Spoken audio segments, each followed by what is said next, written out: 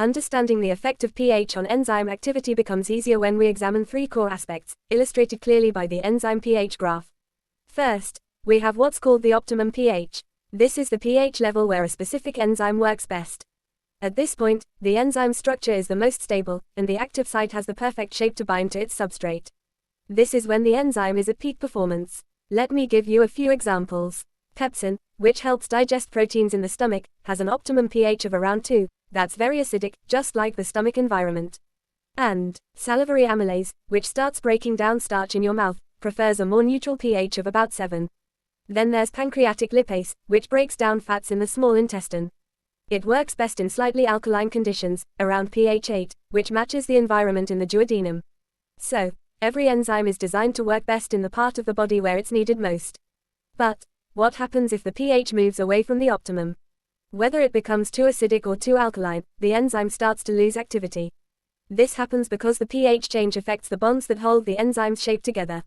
If the enzyme's shape is even slightly altered, especially at the active site, the substrate might no longer fit properly. Even small changes in pH can mess with the lock and key fit between the enzyme and the substrate, slowing down the reaction.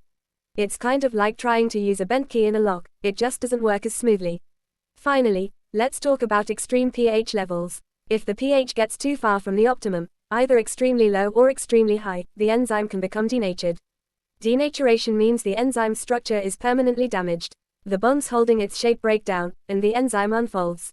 When that happens, the active site is destroyed, and the enzyme can no longer do its job. This is a permanent change, and unfortunately, the enzyme can't recover from it. It's like melting a plastic key, you can't just cool it down and expect it to work again. Now, take a look at the graph titled, Enzyme Activity versus pH. The curve looks like a bell shape. At the far left and far right, where the pH is either very low or very high, the enzyme activity is almost zero. As the pH moves toward the enzyme's optimum, the activity increases, reaching a peak, and then it drops again as the pH moves away from that optimum. On this graph, the optimum pH is marked with a purple dot around pH 9, showing where this particular enzyme is most active. This visual clearly shows how sensitive enzymes are to pH, and how important it is for them to be in the right environment to function properly. And if we discuss whether enzyme activity can be reversed after exposure to different pH levels, the key factor is how much the pH has changed, as this depends on how far the pH has moved from the optimum.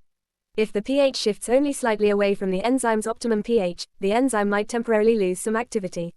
But in many cases, this effect is reversible. If the pH returns to the optimum, the enzyme can regain its proper shape, especially the shape of its active site, and start working again normally. However, if the pH change is too extreme, whether it becomes very acidic or very alkaline, the enzyme can become denatured.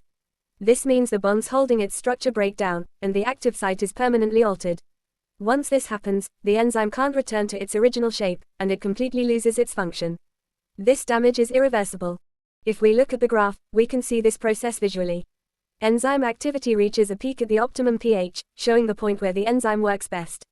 As we move away from this point, the activity gradually decreases. And at the extreme ends of the pH scale, enzyme activity drops to zero, because denaturation has occurred. So, to sum it up, small pH changes may cause temporary, reversible effects, but extreme pH levels cause permanent, irreversible damage to the enzyme. Eventually, this graph shows the important relationship between an enzyme's optimum pH and the natural environment in which it works. Each enzyme in the body is specifically adapted to function best under the pH conditions of its location. In other words, enzymes are not only specific to the reactions they catalyze, but also to the pH of their surroundings. For example, pepsin, an enzyme found in the stomach, works in a highly acidic environment. Its optimum pH is around 2, which matches the acidic conditions created by stomach acid. On the other hand, amylase, found in saliva, operates in a neutral environment and has an optimum pH close to 7. Meanwhile, lipase, a digestive enzyme active in the duodenum, part of the small intestine, functions best in a slightly alkaline environment, with an optimum pH around 8. The graph clearly shows these differences. It plots reaction rate against pH for the three enzymes. Each curve peaks at a different pH value. Pepsin peaks at pH 2, amylase at pH 7, and lipase at pH 8. These peaks represent the optimum pH, the point where each enzyme structure is most stable, and its activity is at its highest. This visual helps reinforce a key concept: enzymes are designed to work best in the conditions of the natural environment. Any significant change in pH can reduce their activity, and extreme changes can even lead to denaturation. That's why understanding the link between pH and enzyme function is so important in biology. And that wraps up our discussion on enzymes. We've now completed both parts of this unit, officially finishing Chapter 5 of our syllabus. In fact, we've successfully covered the first 5 chapters in a row, and I really hope these lessons help you in your exam preparation. For your convenience, topical notes for each chapter are available, just check the description or the pinned comment below. Make sure to go through them for quick revision. Stay tuned, we'll be back soon with the next video. Thanks for watching, and see you next time.